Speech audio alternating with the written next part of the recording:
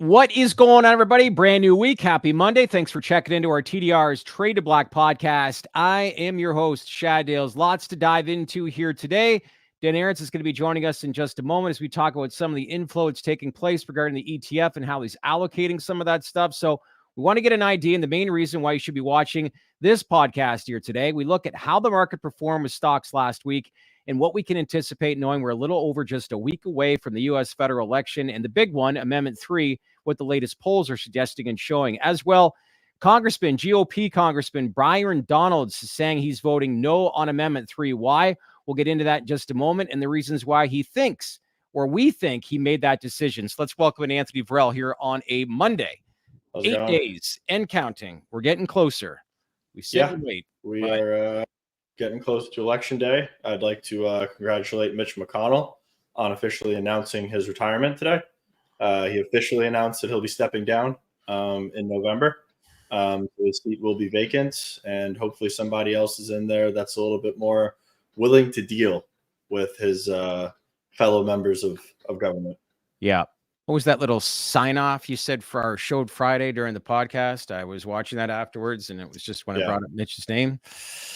Yeah, I wish him good. I wish him well in his retirement.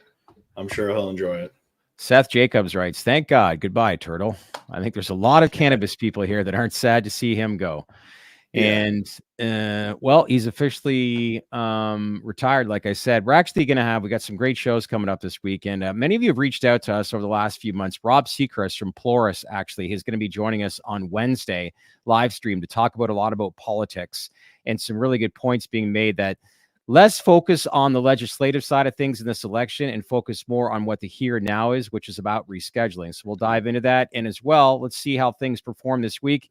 But Dan from the Chart Guys, he finally has internet service back up in North Carolina from the hurricane. He's going to be back on this Friday. So nice. Good little week. And I think it's very good timing wise to see some of these people, to see how these stocks perform the last couple of weeks and what we can anticipate going into next week. But lots going on. But let's jump into the wire here on a Monday.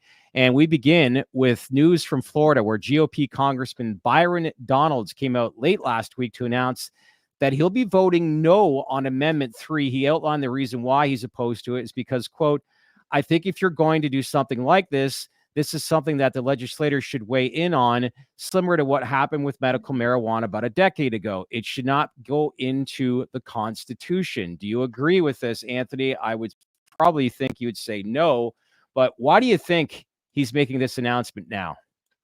So a couple things for context. Representative Donalds, I agree with him on a lot of stuff. He's actually a pretty even-keeled member of the GOP. He's a man of color. He's also someone that's been arrested for cannabis. He was not arrested for cannabis possession. He was arrested for cannabis distribution.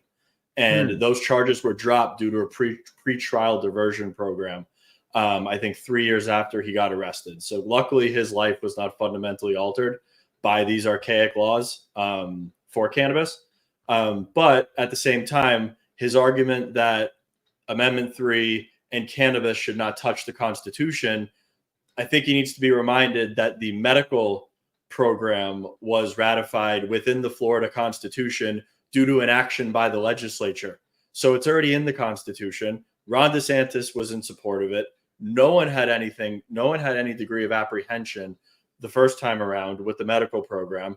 They have a big stink because Governor DeSantis is against it from a recreational perspective and now says the Constitution is sacred when it's already been ratified into the Constitution via the medical program. And it's been 10 years since that happened, right?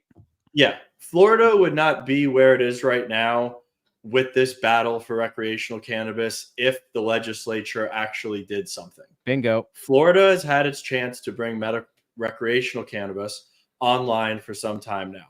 It had to go to a ballot measure. Kim Rivers and Trulieve took the initiative. They've now dumped, I think, $135 million into it to date, and they got the ballot initiative through the Supreme Court and onto the ballot that'll be voted for next Tuesday. Yes. That is a product of inaction by the Florida legislature. I would also like to remind everybody that's watching the program, as well as Senator Donalds, that the Florida legislature will have the last say in what Amendment 3 looks like before it gets implemented. Correct. That's going to happen as well. That's fact.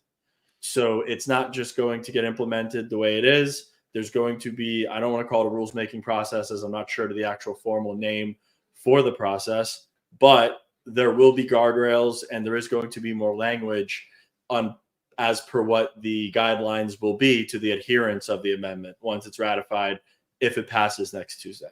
It's getting to be about that part of the evening, isn't it? Everybody's just coming all out in all different angles, T-minus 7 days, but everyone's kind of making their case to get this not to approve or to approve. Did you get a chance to see Dave Portnoy's clip over the weekend too?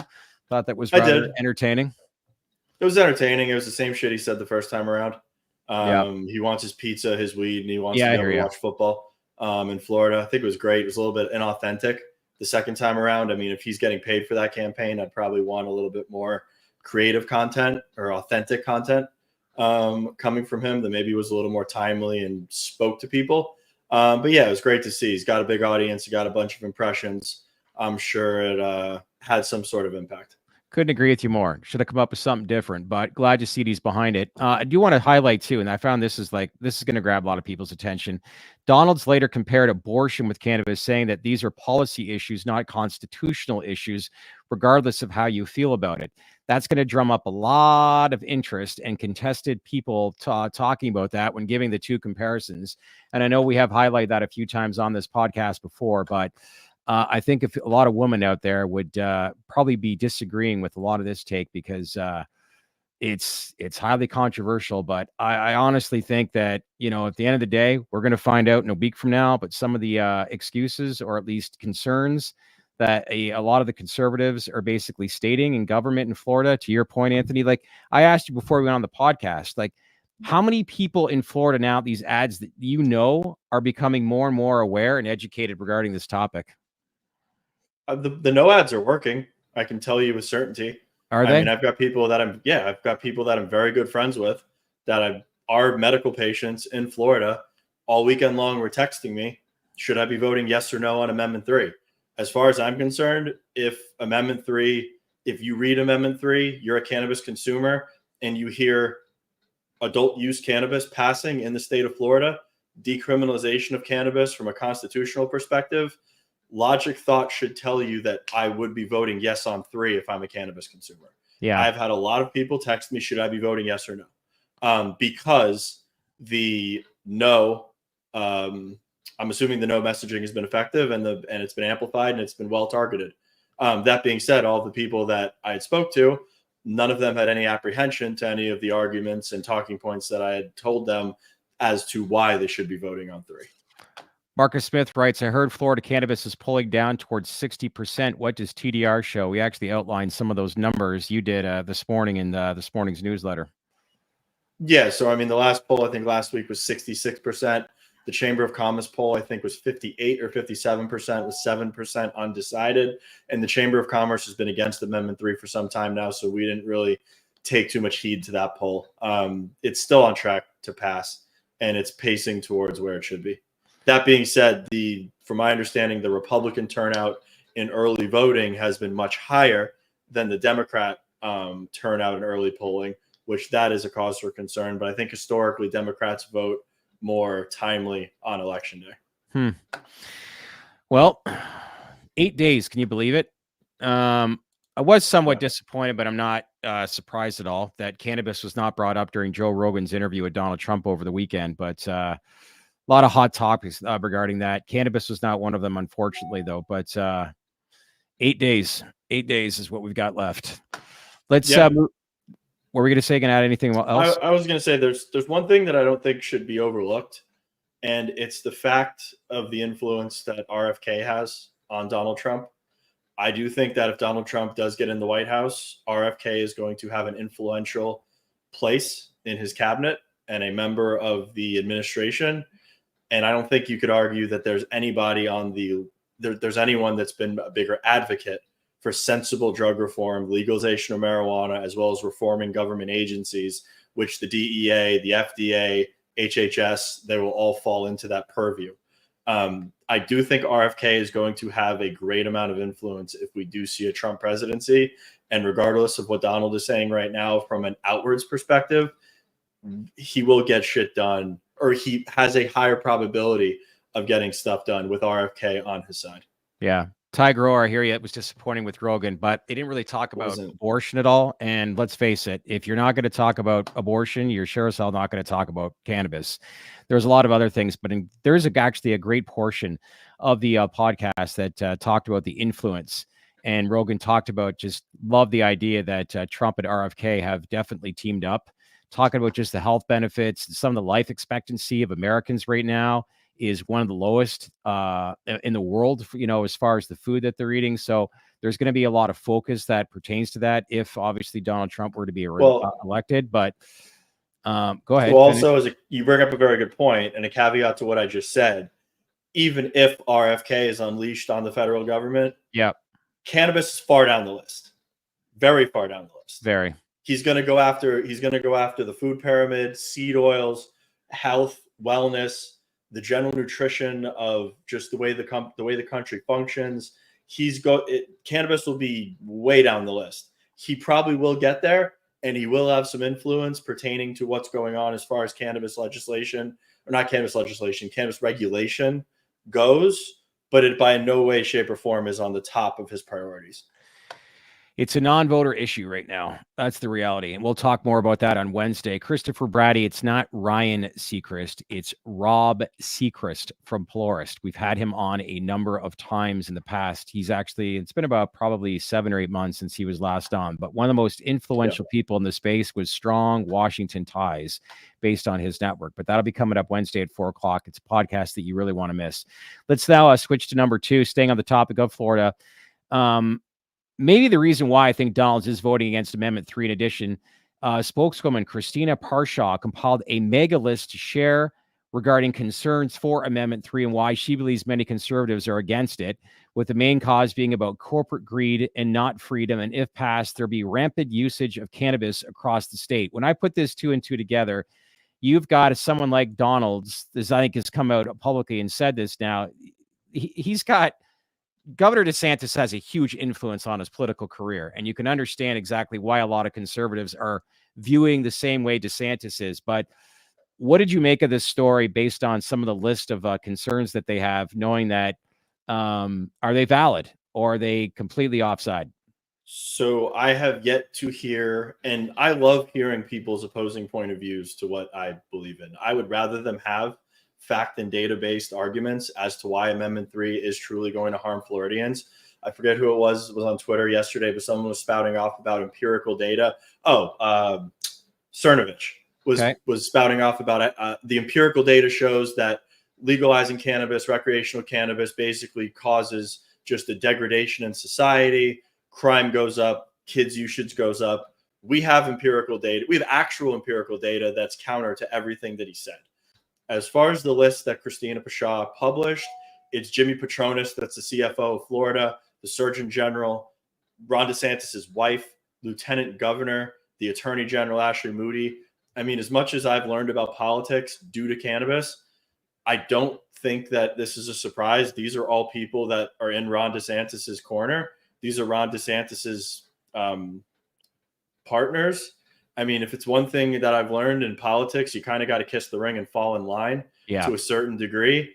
I'm not going to lie to you. If I was a current sitting state senator in Florida, or if I was currently in the DeSantis cabinet, regardless of my personal views for my political gain and my career moving forward, I'm going to fall in line and kiss the ring with the guy that was a formidable candidate for potentially being president.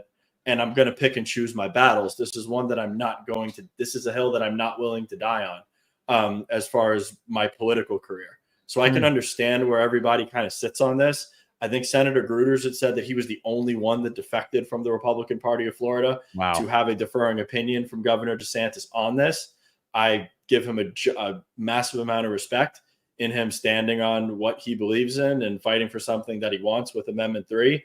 But I also can understand for personal gain why all of these people have actually fallen in line with Governor DeSantis and are on the side of the anti-Amendment 3 coalition, spouting off the talking points. And if you really read between the lines, Christina Parshaw and Governor DeSantis might be the biggest advocates for home grow in the country, as they firmly believe that if you do want freedom as it relates to the plant, home grow is a non-negotiable aspect of that.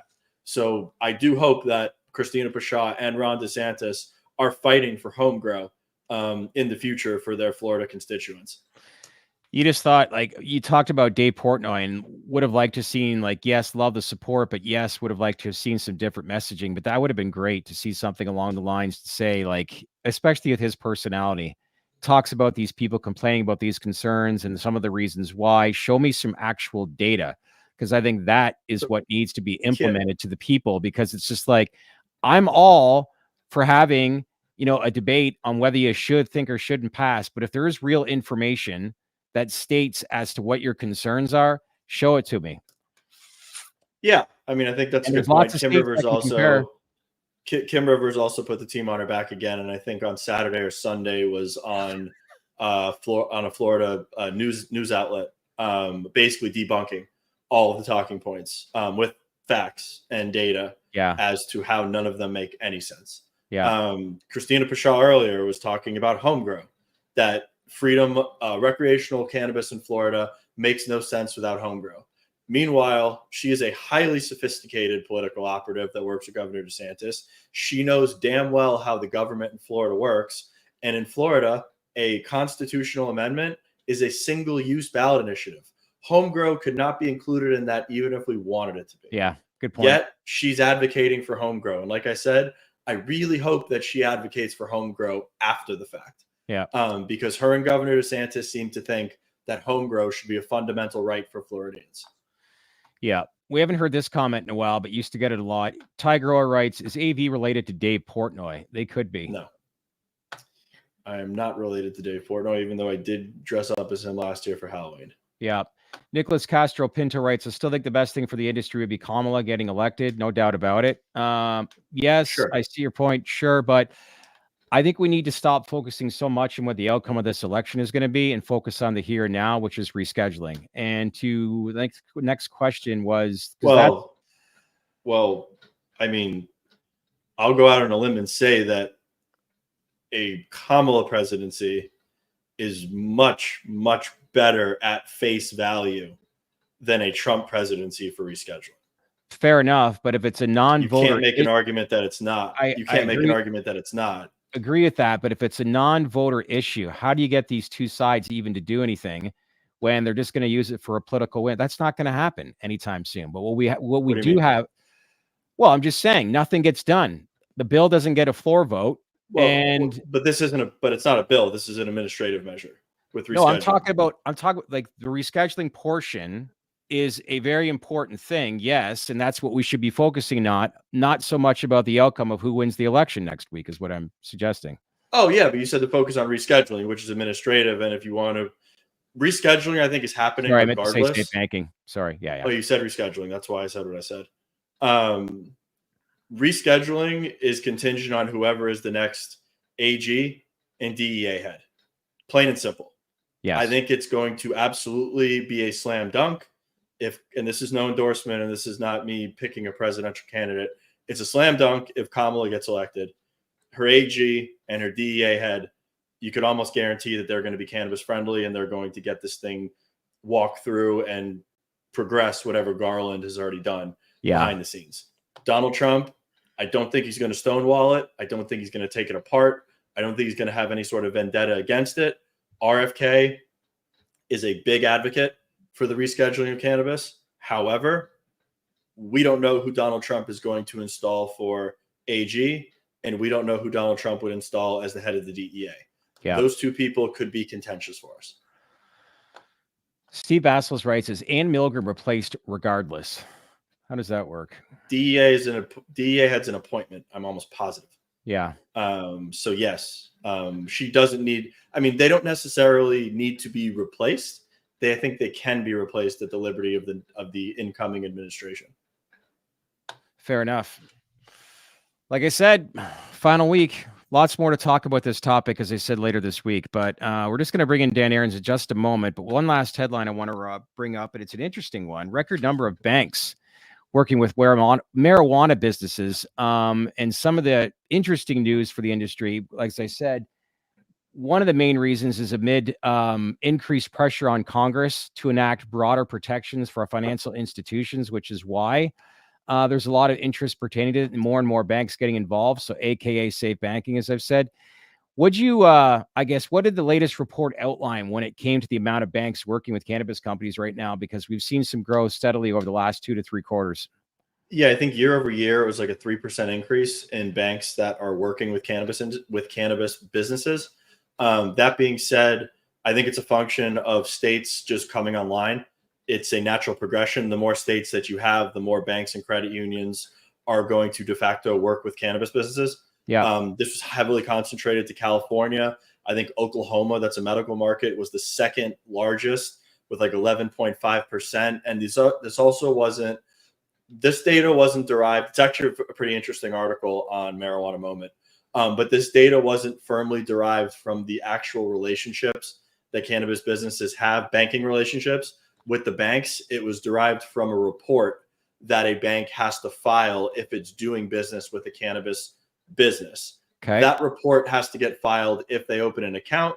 That report also has to get filed if they dissolve a relationship. And there's some nuance to it. But long story short, FinCEN is what we need to get changed in order to usher in safe banking and these actual banks being leveraged or utilized by cannabis businesses. It's a step in the right direction and it's showing growth.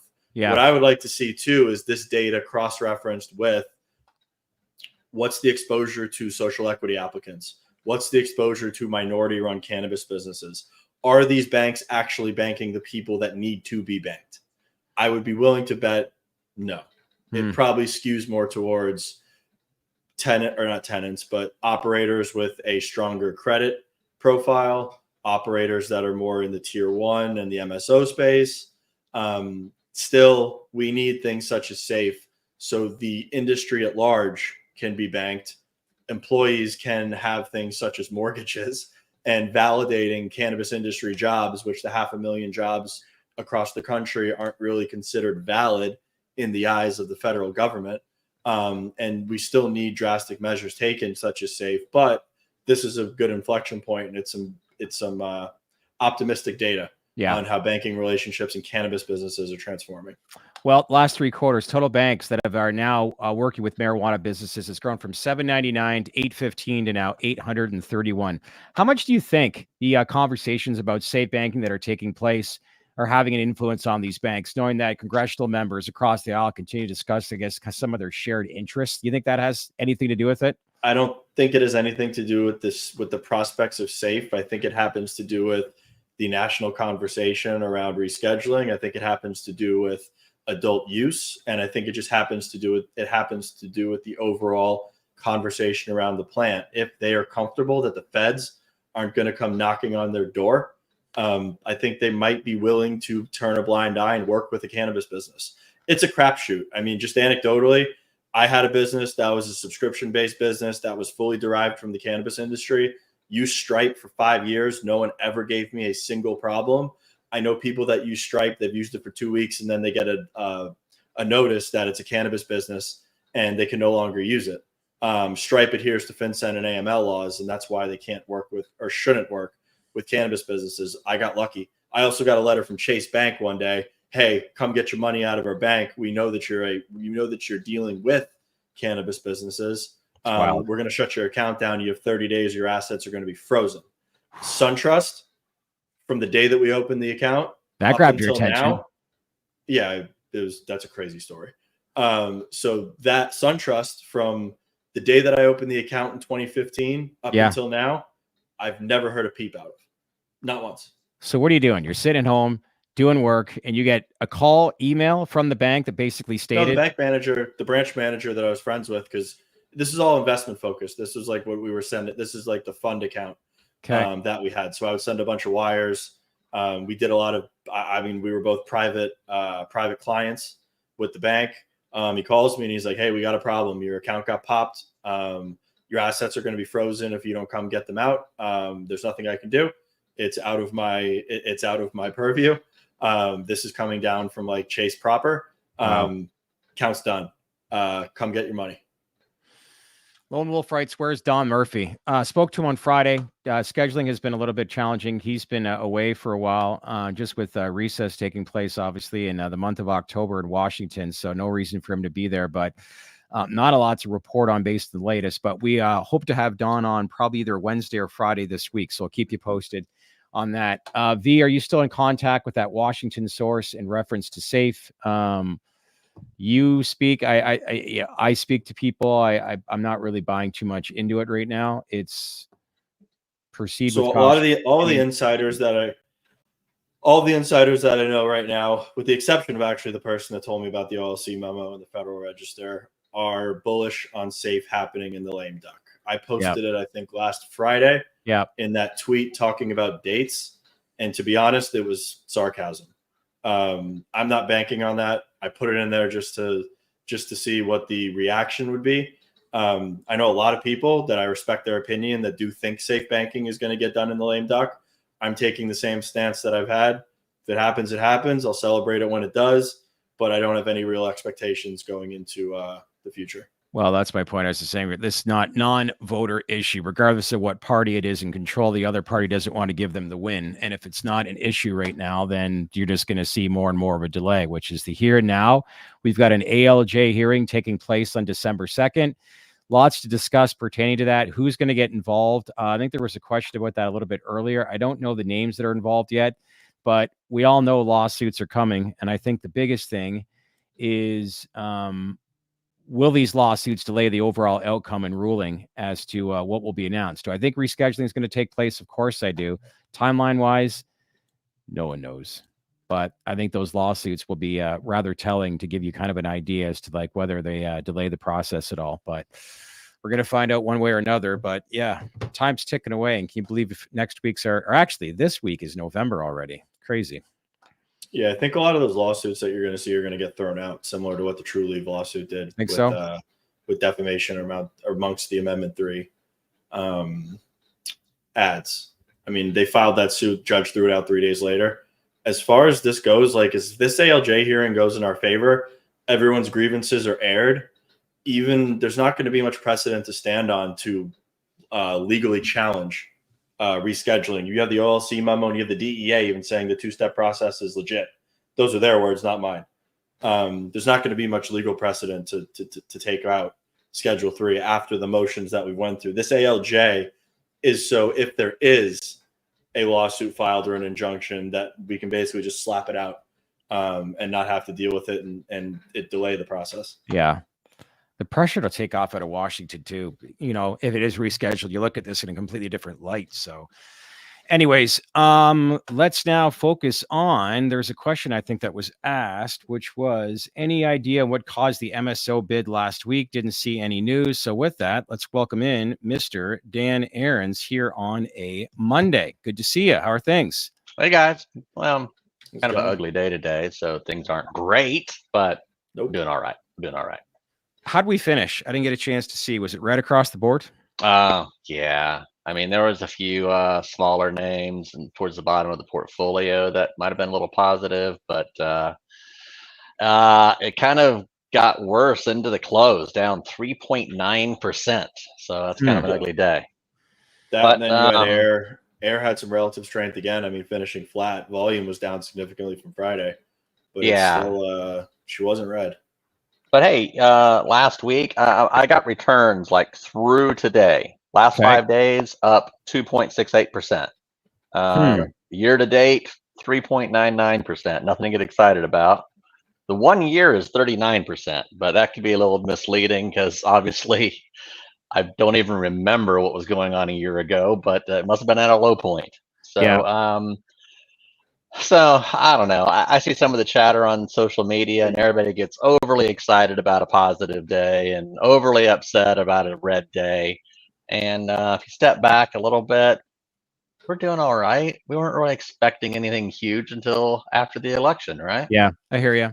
I did look at the chart, the 3-month chart of True Leave. Have you seen that chart over the last 3 months? Like it has performed well, to say the least. But how do you like factor in? Like you're seeing a lot of, how much inflow interest are you seeing towards the fund? You'd think, Dan, over the last couple of weeks, are you seeing increased interest? And if so, like I don't know what the right question to ask because you can't predict the future, but there's a lot riding on this next Tuesday. And I think a lot of investors want to know, like, if this actually does pass Amendment 3, like what are we anticipating for this? It's a very interesting month that's coming up for this space when we go back to what we originally started this podcast for, which was about cannabis stocks, but a lot on the line right now. Well, it's there's two sides of it. First of all, yeah, we need Amendment 3 to pass. It's still polling like it should pass. Yep. But there's a lot of pearl clutching and hand wringing today because of, as Anthony said, yeah, the prohibitionists to say no. They're spending a lot of money. They're putting a lot of advertisements out there. They're creating doubt in people's minds. And, it's funny. We talk about the presidential election. Most people have their mind made up. There's supposedly some undecideds out there. But Amendment 3 in Florida? No, there's some really strong against. There's some very strong pro. But your average human being in Florida, don't expect them to really care strongly one way or the other. They're being influenced. So I think Trulieve has had a remarkable run. It's doing great. It's the #1 holding in the fund. Sometimes I don't know. Do you want to call it natural selection? Causes stocks to run up to the top. So that's the #1 holding now. Green Thumb's the #2 holding. Curaleaf's a little bit farther back is the #3 holding, and a lot of that's just due to appreciation or depreciation in those stocks. And there's a much smaller competitor fund that we have. It's a supposedly U.S. fund. We're outperforming it by quite a bit. They do quarterly rebalances. And see, there's a lot of funds out there. People have heard of the S&P equal weight. Equal weight rebalances all the time. That means they sell off the winners and buy more of the losers. That's what you do with an equal weight. Some funds do a quarterly rebalance, but again, they're tracking to an index. They're selling the winners, adding to the losers. And sometimes that's a smart thing to do in funds. Yeah. In MSOs, we're letting it run. And that's why Trulieve is the #1 holding, and that's just fine with me. Well, I was going to ask you, you're seeing an increase of inflows. So how are you allocating this? So Trulieve it's just the biggest Florida players. So you're looking at Trulieve. You're still looking at GTI, even though its footprint in Florida is not as big as, say, some of the other players like Verano and Air. But I'm not going to sit here and talk about specific companies and seeing how they'll run. But how are you allocating this? What's the strategy involved? Is it all about a Florida play right now? Well, this is a good opportunity to educate on what an ETF is and how an ETF works. Now, I am looking forward to post-election and post the hearings in the first week of December, things like this. And the reason I'm looking forward to it is our fund had periods in the past where I would have 6 or 8 or more different market makers, different authorized participants, creating units of the fund and sending in tons of cash. And then as a portfolio manager, sometimes I was trying to pound that money into the fund, trying to fight the tape at the end of the day. Okay. Other times I could, sit on it some, pick and choose how I'm putting that money to work, try to buy dips, all sorts of things. But in the last 6 to 9 months or more of the fund, things have been working a little bit differently. And let me explain that, because again, this is an educational moment. So last week, the fund, it did have some nice green shoots. And on Tuesday, there was a real big run up. We had 3 different market makers doing their job, making markets. They set the bid ask. 3 different market makers creating units of the fund that day for around $13 million. About $13 million of inflows. That's nice. On Thursday was a down day, and the fund got inflows. So anybody thinking that the fund makes the market go up or makes the market go down, scratch that. Okay. It's an ETF, and its performance reflects the underlying stocks. That's it. on Friday, we got more inflows. We got like $4.5 million on Friday.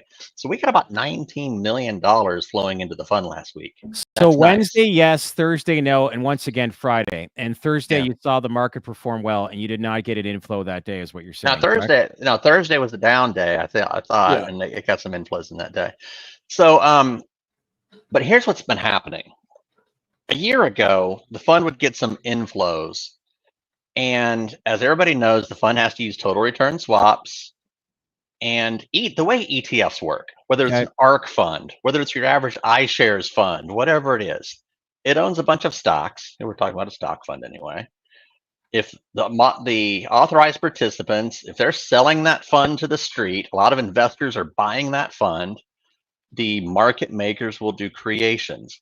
And let's say that fund owns 30 stocks. That market maker is gathering shares of those stocks throughout the day. And at the end of the day, they deliver them to the fund. The portfolio manager isn't getting cash like a hedge fund or a mutual fund does. The portfolio manager is getting the portfolio. The term in the industry is called the basket. It was published the night before and delivered to them. Well, I don't get that, or most of it anyway, because we had cash instead because of all the swaps. So I did a lot of communication, a lot of work behind the scenes, talking to the market makers. And because we saw them, if they were selling the fund to the street, to investors, they were still gathering the stocks. They were still gathering Curaleaf, GTI, Trulieve, Verano. And sometimes we would see a nice lift in those stocks because, the market makers were buying those stocks. And then they're dumping them at the end of the day because they had to deliver us cash. So people saw that fight at the end of the day. They saw wild end of day volatility. They saw me working my ass off to try to fight the tape at the end of the day, try to fight that end of day volatility. Well, do you know what we did in the past year? We solved it. We talked to the market makers and we said, hey, if you're going to be dumping those stocks at the end of the day because you have to deliver us cash, why don't you call up my friendly swap counterparty, sell it to them? Yeah. So that's what's been happening. So again, I had to walk all the way down that path because if you're looking at an ARC fund and it owns a bunch of Tesla and NVIDIA and MicroStrategies and whatever the hell it owns, and if they get an inflow from an authorized participant, that's just the way an ETF works, they get those shares delivered in kind. So now we're talking about MSOs. So yesterday, on Tuesday, I had 3 different market makers doing it. On Thursday and Friday, I had 1 market maker at a time doing it. They were contacting our swap counterparty saying, hey, are you interested in X number of shares of Trulieve, X number of shares of Curaleaf, X number of shares of Verano? They reach out to me and they say, hey, Dan, are you interested in buying these stocks and these names? They can't tell me. They don't even tell me who's selling them. They just say they have a natural seller out there. Okay. They tell me, hey, we have a natural seller. Are you interested in buying these shares? I say, sure, I'll take them. So is the fund pushing up the markets? No. Is the fund pushing down the markets? No. I'm buying at the closing price of the day. And on Tuesday, Thursday, and Friday, I bought the most of the fund. I bought Trulieve. The number 2 buy was GTI. The number 3 I buy was Curaleaf. The number 4 buy was Verano. It was the portfolio. That's it. Now it's up to that market maker if they're gonna just deliver me or sell my swap counterparty the top 8 positions, the top 9 positions, the top 10 positions. I'm not picking and choosing. Yeah. So I see people out on Twitter saying, oh, why isn't he buying more of XYZ stock? Oh, and why is he still buying ABC? It's just the fund. It's just the fund working just like a regular ETF would, getting delivered. I'm just going through the extra step of using a counterparty. Now, whenever I want to, I could change that. I could buy more of one stock and sell more of the other. But for the last 6-9 months, I've been letting the top of the portfolio ride. Yeah. Trulieve has naturally risen up to the top, and that's great. So now I keep adding to it. I'm just looking at the 6-month chart for some of these stocks in Florida, but it is wild to think of what TrueLeaf has done in comparison to everybody else. Yeah, but take a step back and zoom out 2 years now, Chad. TrueLeaf was not attractive. like everything in cannabis, it was beaten up. So you know what? It's had a remarkable run. I mean, a year ago, I will say, a year ago it was $4. Yeah, that's wild. As much as it had been beat up and beaten down, I don't think 3 and the rescheduling are priced in completely yet. No way. Yeah, what's that say? Like you got a day like Monday here today, and like you said, Anthony, air is relatively flat. Everything else is kind of red. People are questioning whether or not is this a sell on the news type thing. Like we haven't seen a run up, but volumes weren't that high either. Volumes were higher last week. The volumes were anemic today compared to Friday or Thursday, Friday last week. Yep. But cannabis, it's a show me story right now. No one cares what's going to happen. Everyone cares about what it's going to look like when it does happen. Yeah. Rescheduling, we'll celebrate it and it'll get priced in once it actually happens and we can celebrate an implementation date. Amendment 3, it's awesome. It's probably going to pass next Tuesday. No one understands what the guidelines are going to look like and what the fundamental implications can potentially be on implementation. Smart money is not going to front run that move when there's so much opacity and ambiguity on what these things actually look like upon implementation. Right. That gig is up. We don't run anymore on hype in the cannabis sector. We're not even running on fundamentals anymore, we've never have in the cannabis sector.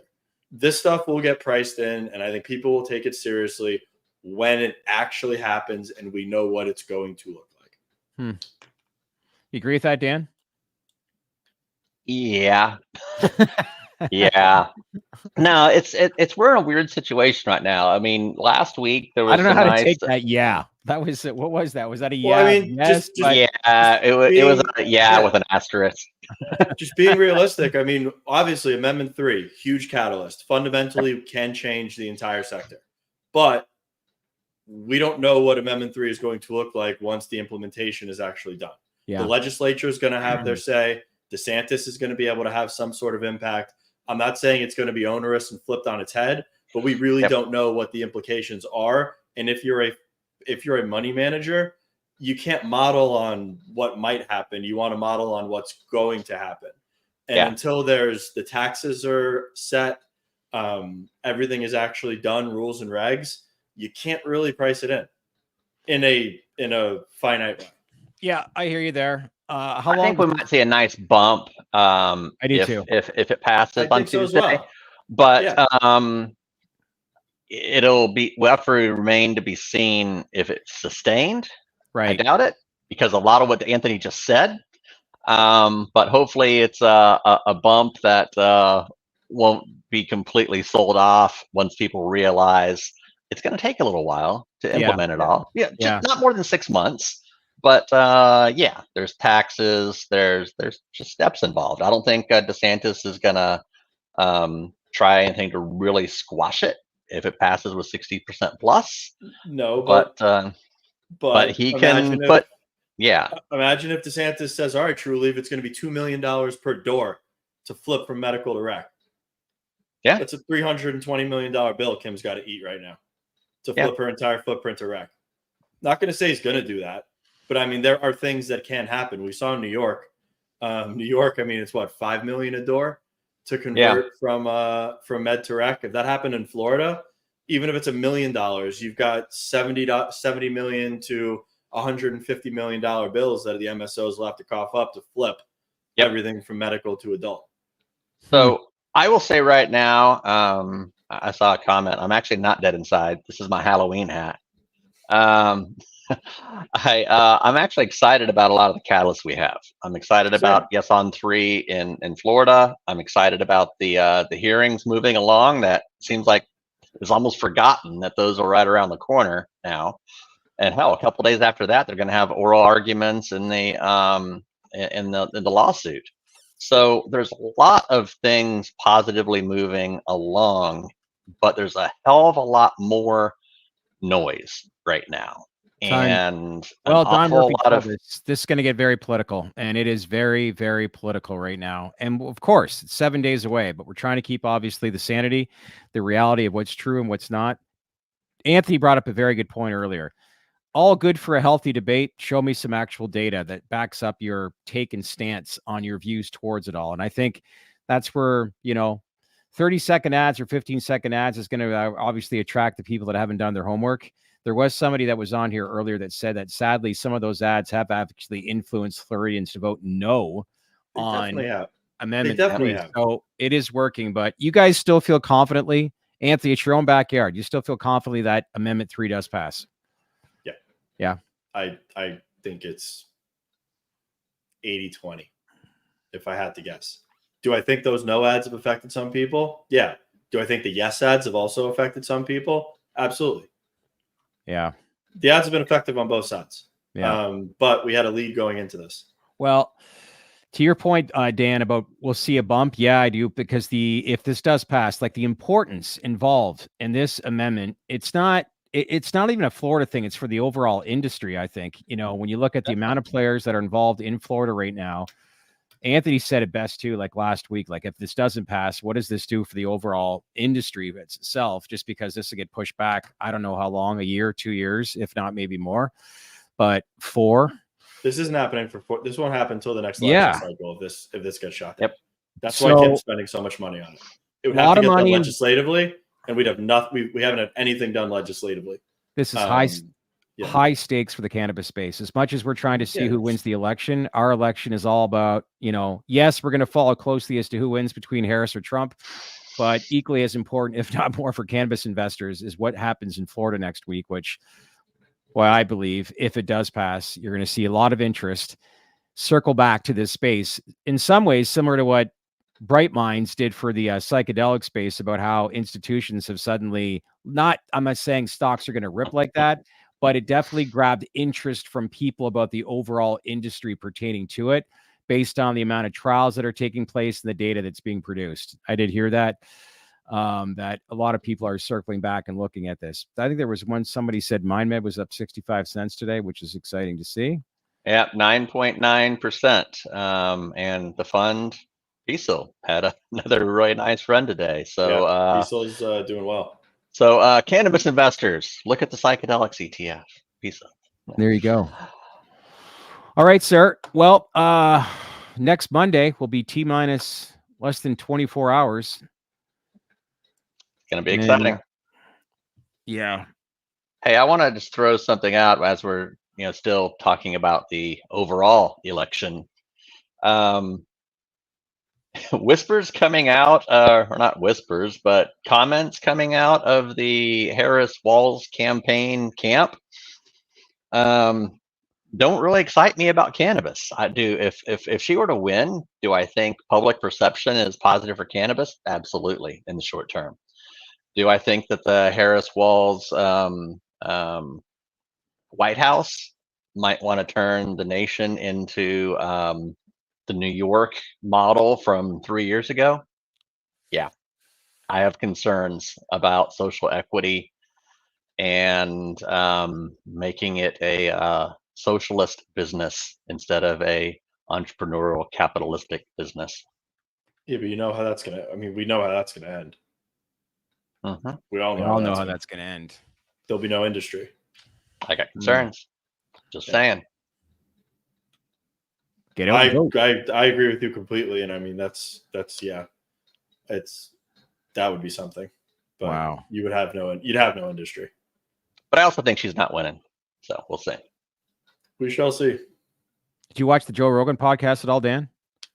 No, 3 hours. I don't want 3 hours. No, it's only in for the highlights. Only in for the highlights. What I said, give me a 45-minute podcast. 3 hours is crazy. I watched the full 3 hours. Man, that guy has to work hard. You can ask him a question, he'll answer it. I thought the first half, it was just like, God, man, he's got to channel him in somehow, because he'll ask him a question, start answering, you forget what the question was even asked. But back half of it got a little bit more back and forth. But I found that you got a chance to see Donald Trump in a different light that a lot of his close confidants have always said that, look, the guy that's basically speaking at rallies and in front of the media is not the guy that I know.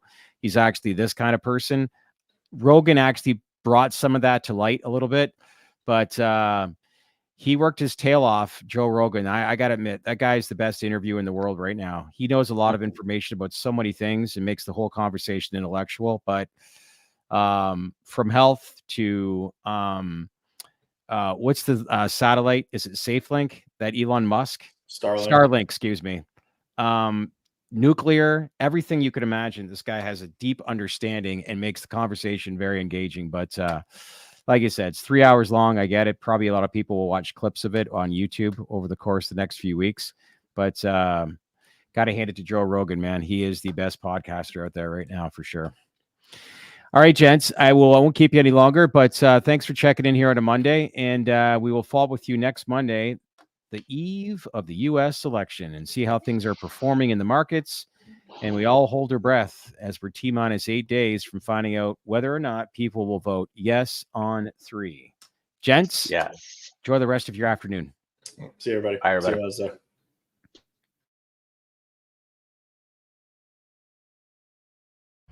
Hey, everybody. Thanks for watching. What'd you all think the latest live stream? We are only weeks away from the big presidential election. Who's going to win? What kind of impact is it going to have on the cannabis space? We're going to know in a few weeks. So, as usual, we'd love to get your feedback. Leave lots of comments below. Make sure to smash that like button. Share this video with your network. And as usual, as I always say, if you haven't done so already, make sure to subscribe to our channel because we wouldn't be here without you. Thanks for watching, everyone.